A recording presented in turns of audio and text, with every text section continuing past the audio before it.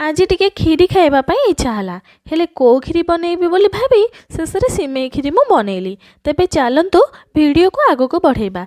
प्रथमे कड़ाई रे गुआ घी पकई सिमेई को मु देली पकई सिमेई सबको भलसे भाजली। भजा रेडी ହେଲା ପରେ आवश्यक गरम पानी मु देली।